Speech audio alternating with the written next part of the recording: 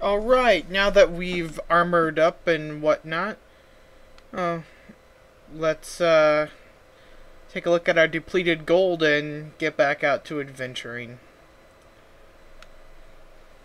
But I do have points to spend, so I think we should spend them after we look at the quest. Alright, our next quest is to kill Blood Raven. Slaughter her good. And allocation. Bup, bup, bup. There we go. Put my points into skills. Indeed.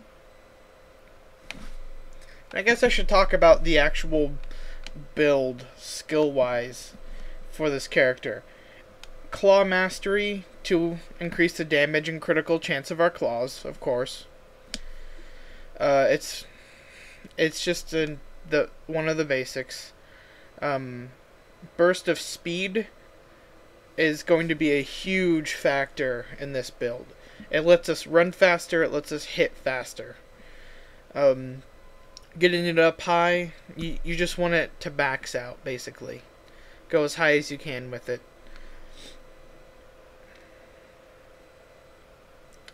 Now, in Venom down there, actually helps a lot. It does damage, or poison damage, over 0.8 seconds. So in less than a second, they start taking tons of poison damage, and that's per weapon that hits them. So you end up stacking a lot of poison damage very quickly because we are a dual claw build. It also helps us deal damage with ranged weapons, and why this build is actually quite flexible when you remember to switch to your ranged weapon, and if you keep a very decent ranged weapon on you. Cloak of Shadows is something that I might consider going into because it helps keep enemies off of me, since I am quite squishy. Now, here's our good friend Flavy, and let's delve back into the adventure. Looting, of course. Always gotta loot things. Now, this is a waypoint. Waypoints let you teleport all over the world to various zones, and they let you teleport in between the acts of the game. And a big ol' nest of fallen. Here's where you're really starting to see the number of the fallen. They come in quite large groups, often with multiple shamans, which makes it very annoying. And when you combine that with other enemies that happen to roam by the battle scene, you can really get in deep trouble. Mostly because the Fallen will act as barriers and keep you locked in for the other mobs to hurt you. Mob is a term back from the old, very old days, beginning days of the internet, from things called MUD, multiple user something or other. But they're basically chat rooms where everyone role plays, and they're video games without the graphics. They're all text based. And MOB stands for mobile object. It's just come to mean anything that's a monster, really. Anything you can kill.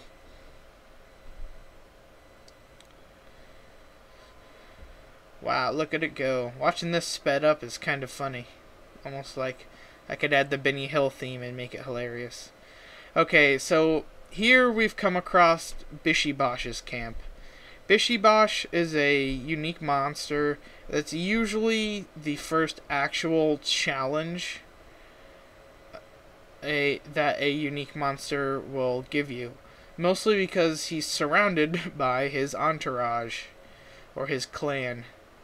I always like to think that Bishibosh was some kind of clan leader that led his fallen here and was kind of put in charge.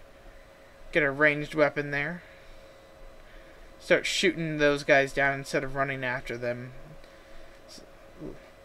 Makes cleaning them up a lot easier.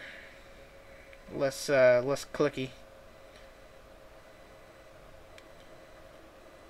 And I mean, this is, if you saw how those guys were all up behind me, if I had tried to run away from those rogues, I would have been met by a wall of fallen, and I would have had to kill something which might have ended up in my death in the process.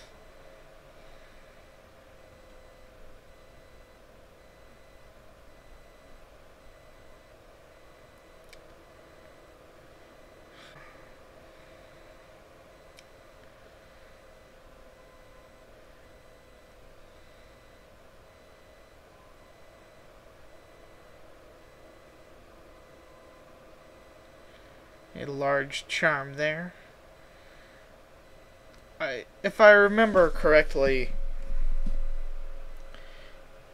I wasn't keeping a lot of rings and charms in the beginning, because I was mostly looking for dexterity things, or smaller charms that had strength on them or something like that, just so that I wouldn't have to have so much inventory Tetris at the very beginning.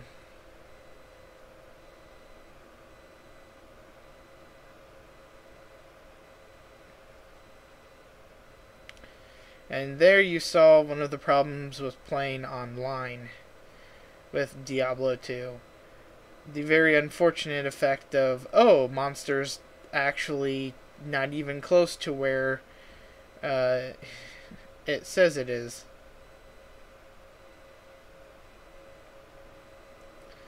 This is just a problem with the game engine itself, with how it is online. But you get used to it, and it becomes less of... It still remains a problem, but it becomes less of one the higher level you get. And especially with the better interconnection that you have, the less of a problem it will be. So if you can play a very bandwidth intensive game while watching something on a streaming site like YouTube or Hulu, at the same time downloading a torrent or something, you'll be able to have no real problems. Oh, that was odd. I don't know what happened there.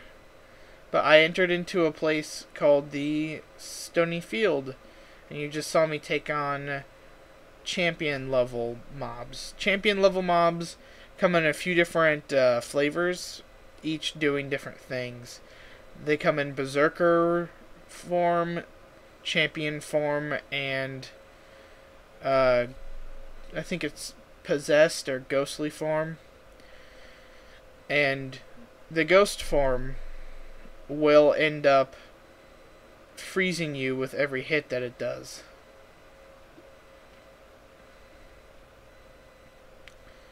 Or not, it won't freeze you all the way, but it will slow you down, and that can really kill melee characters fast.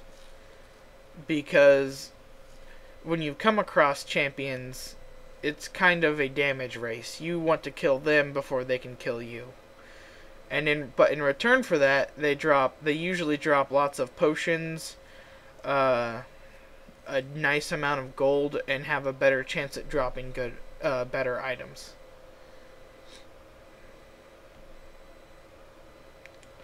So they're kind of like mini bosses instead of just bosses. But because they come in a pack, they tend to be slightly more deadly, in my opinion, than a lot of the unique monsters. Oh crap. Okay, so here is where the game decided to freeze and break and kick me out. So we'll be back later with more.